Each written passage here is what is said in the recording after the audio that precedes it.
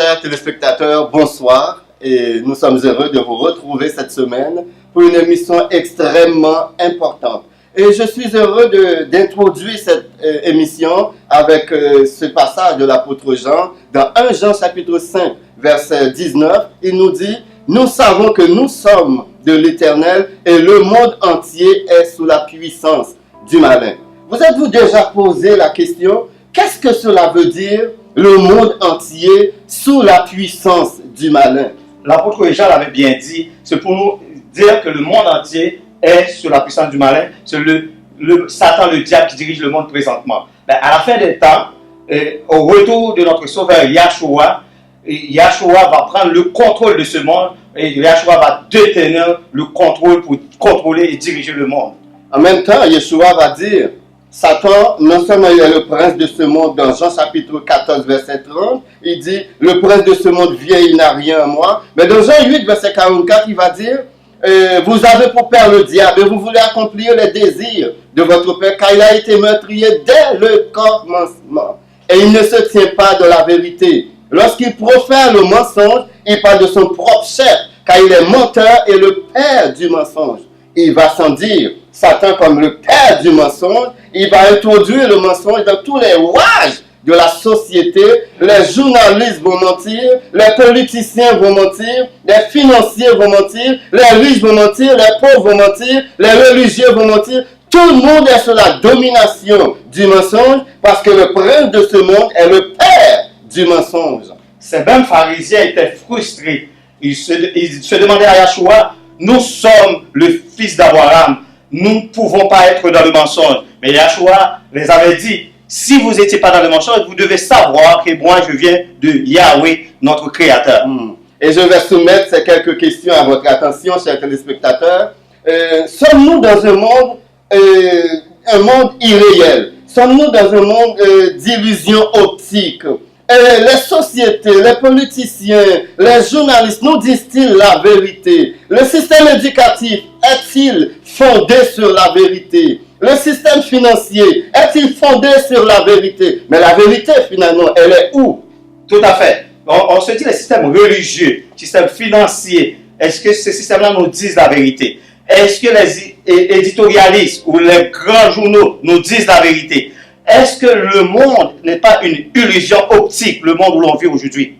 Donc, on va être clair avec vous, chers amis. Satan est aux commandes de ce monde. Et étant le commandant en chef de ce monde, comment est-ce que nous, comme croyants, nous allons frayer un chemin dans ce monde si piégé? Il pose des mines partout, et partout où on pose les pieds, on risque d'être explosé, boum, avec ces mines. Donc, il faut qu'on fasse vraiment attention. Cette émission va vous ouvrir les yeux. Cette émission va vous donner toutes les informations dont vous avez besoin pour que vos yeux s'ouvrent, afin que vous voyiez le monde autrement, afin que vous cessiez de croire à ces mensonges qu'on nous présente comme la vérité de nos jours. Tout à fait. Satan, c'est un être surnaturel. La Bible nous dit que c'est le Dieu de ces siècles, c'est le prince de la puissance de l'air.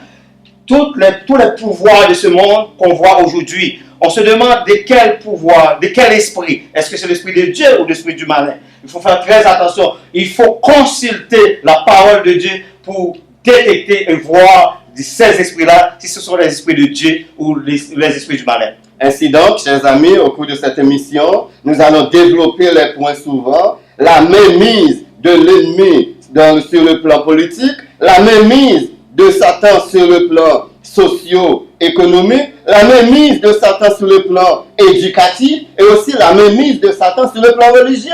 Tout à fait. Le prophète Daniel nous avait dit aussi, la petite bête espérait changer le temps et la loi.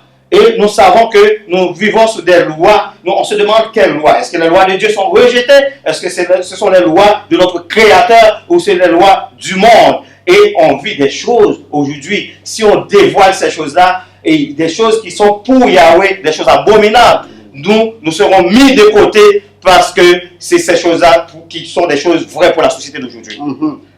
Chers amis, nous allons également analyser les actions de toutes les organisations internationales telles que l'ONU, l'OEA, le G8, le G20, l'UNESCO, l'Amnesty International, la Croix-Rouge, nous allons voir quand ces gens-là se réunissent derrière les portes closes, est-ce qu'ils travaillent vraiment pour améliorer la vie des êtres humains ou est-ce qu'ils ont un plan pour former ce qu'on appelle le nouvel ordre mondial en contradiction avec le plan divin? Donc ils sont en train de comploter contre le roi des rois, comme le psalme dit dans Psaume 2, verset 2. Pourquoi les rois de la terre se liguent-ils contre l'Éternel?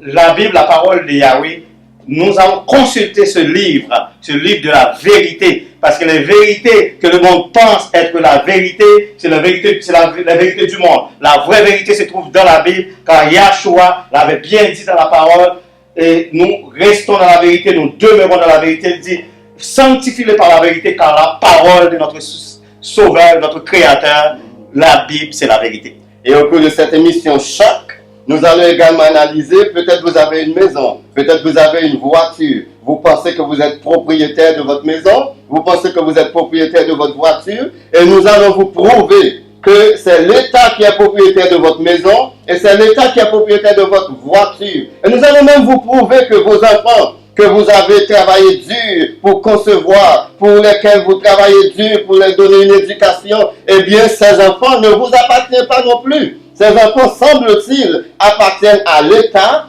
parce que ils peuvent décider de vous les enlever quand ils veulent.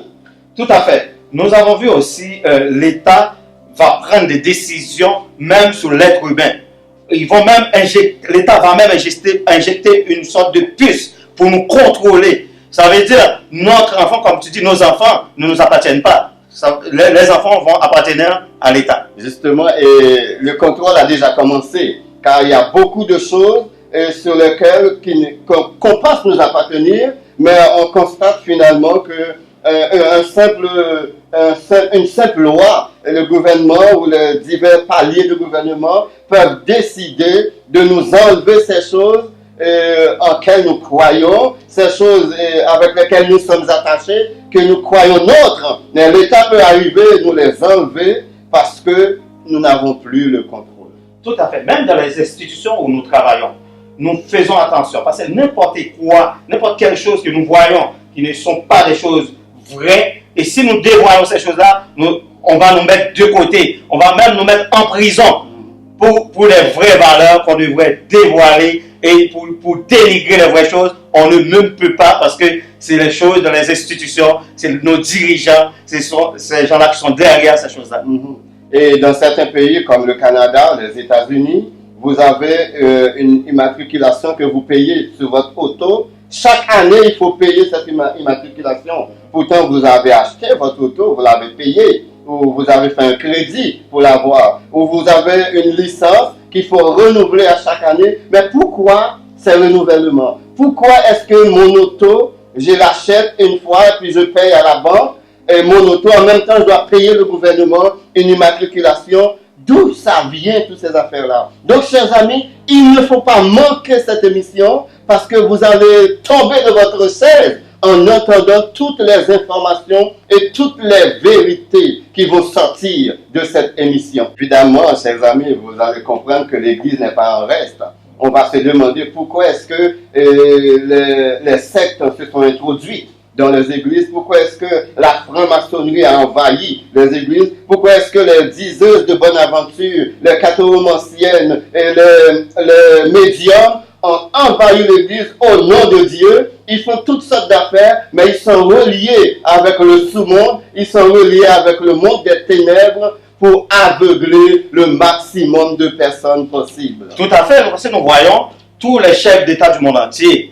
Quand un chef d'État dans n'importe quel pays est élu, ce chef d'État devrait venir voir le chef de l'Église, la grande Église, l'Église catholique romaine. Justement, il faut qu'il aille à Vatican, visiter le pape, mais on se demande souvent, est-ce le pape qu'ils vont rencontrer ou quelqu'un d'autre lorsqu'ils vont au Vatican? Parce que c'est pas normal, un chef religieux qui est le représentant de tous les catholiques, quelqu'un peut être élu comme président en Iran, qui quand même a une foi musulmane. Quelqu'un peut être élu dans une autre partie du monde, qui peut-être est un pays athée, comme en Asie. Ils vont aller au Vatican pour rencontrer le pape, qui est soi-disant un chef religieux. Mais qui vont-ils rencontrer au Vatican? Chers amis, pour clore cette intro, donc c'est une émission à ne pas manquer, c'est une émission à surveiller absolument.